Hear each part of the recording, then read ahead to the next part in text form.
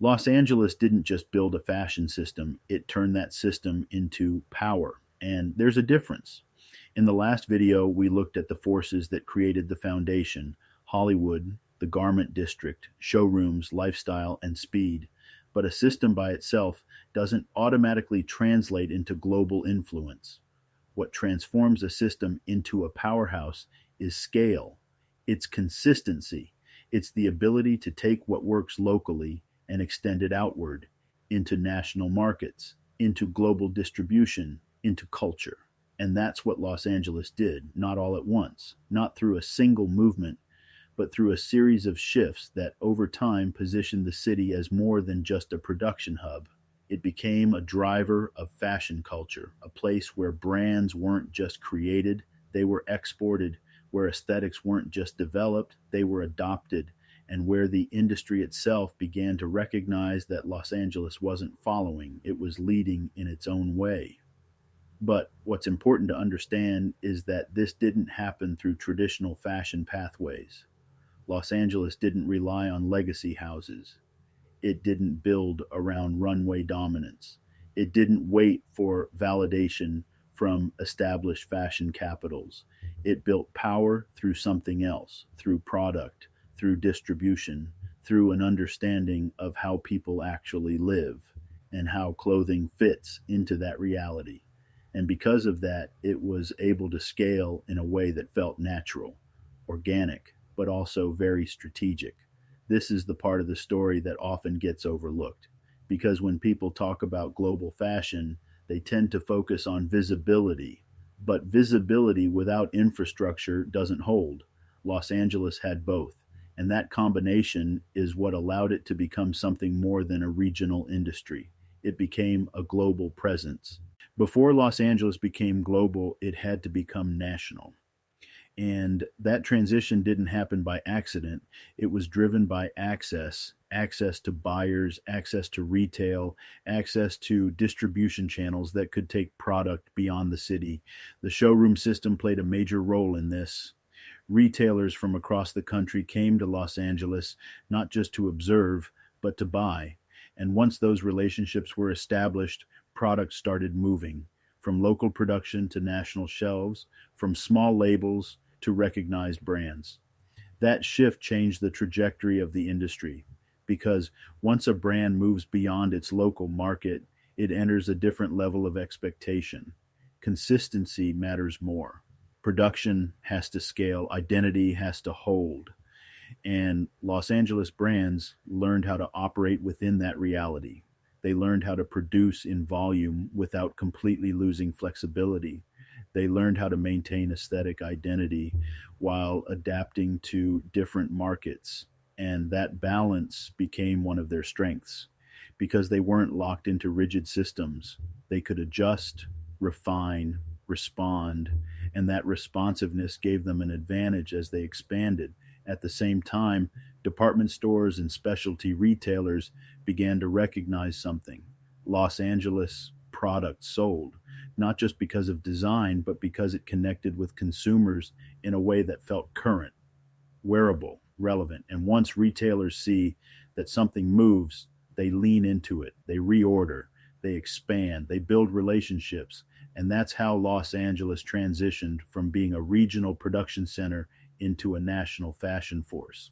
One of the most important developments in Los Angeles becoming a global fashion powerhouse was the rise of contemporary fashion, because this is where the city really defined its lane. Contemporary wasn't traditional luxury, and it wasn't mass market. It existed in between, higher quality, higher price point, but still accessible, still wearable, still connected to everyday life. And Los Angeles became a center for that category. Brands built around sportswear, lifestyle, and modern silhouettes found a natural home in the city because the infrastructure supported it and the culture reinforced it. This category allowed Los Angeles to scale in a way that didn't rely on legacy positioning. It created its own value structure, one that consumers understood, and more importantly, one that retailers could build around. Contemporary brands filled a gap They offered something that felt elevated without being exclusive, and that balance resonated, not just in the US, but internationally. Because the lifestyle being expressed, casual, confident, understated, translated across markets. And that's when Los Angeles started to extend beyond national influence. Because once a category resonates globally, the city behind it gains recognition, not just as a place where things are made, but as a place where ideas originate. If contemporary fashion established Los Angeles as a serious player, premium denim made it undeniable. This was one of the clearest moments where the city didn't just participate in the industry, it led it. Denim had always existed, but Los Angeles transformed it. It elevated it. It repositioned it as something more than everyday wear. Premium denim introduced new standards: fit, fabric, wash, detail. And those standards created a new category, one that consumers were willing to invest in. This wasn't fast fashion. This was product with perceived value.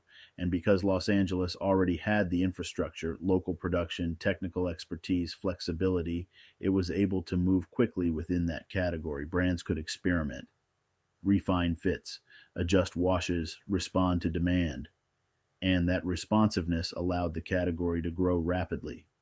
But what made premium denim powerful wasn't just the product, it was the cultural alignment. It fit the Los Angeles identity, casual but intentional, relaxed but considered, and because of that alignment, it felt authentic, not forced, not manufactured. And authenticity is what allowed it to travel globally, because when something feels real, it translates. And that's exactly what happened. Los Angeles didn't just produce premium denim, it defined it. Once Los Angeles established strong categories, the next step was distribution. And this is where the city moved fully into global territory, because having product isn't enough. Having identity isn't enough. You need pathways, channels that allow brands to move across borders into international markets. And Los Angeles developed those pathways through retail partnerships, through showroom networks, through relationships that extended beyond the U.S. buyers from Europe, from Asia, from different parts of the world. They came to Los Angeles, they saw the product, and they recognized the potential because the aesthetic translated, the quality held, and the pricing structure allowed for global positioning.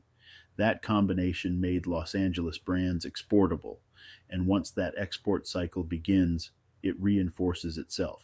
More exposure, more demand, more production, more expansion. And over time, that creates global presence, not just for individual brands, but for the city itself. Los Angeles became associated with a certain kind of product, a certain kind of lifestyle, and that association carried into international markets. Another factor that pushed Los Angeles into global fashion power was culture, specifically celebrity culture. Because unlike other cities, Los Angeles had a direct connection between fashion and visibility at the highest level.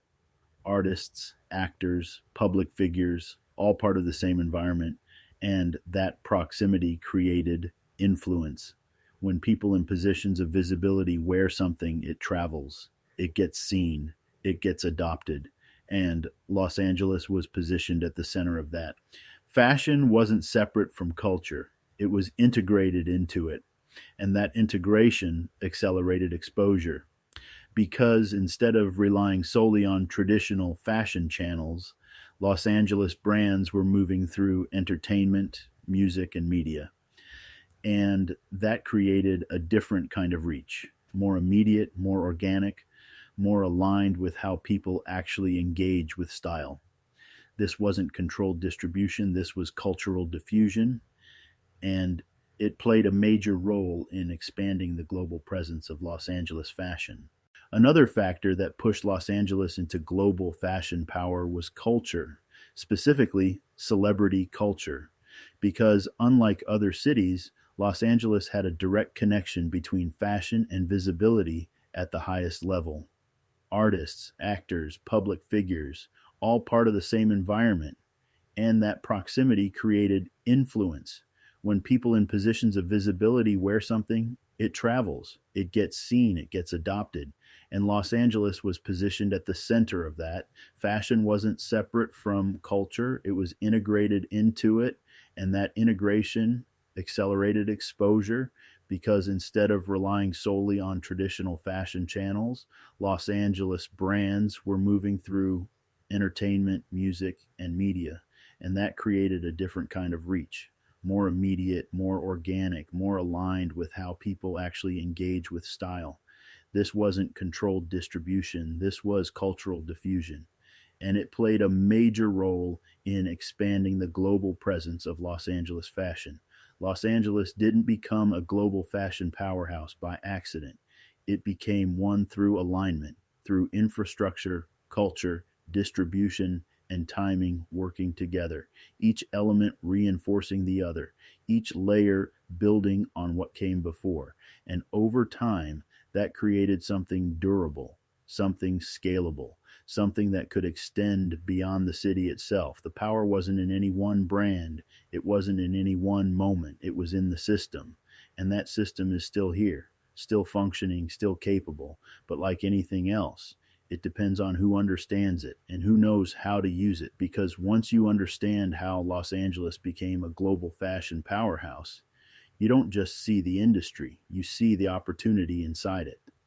California Apparel did. Now the question is, who's building with that understanding today?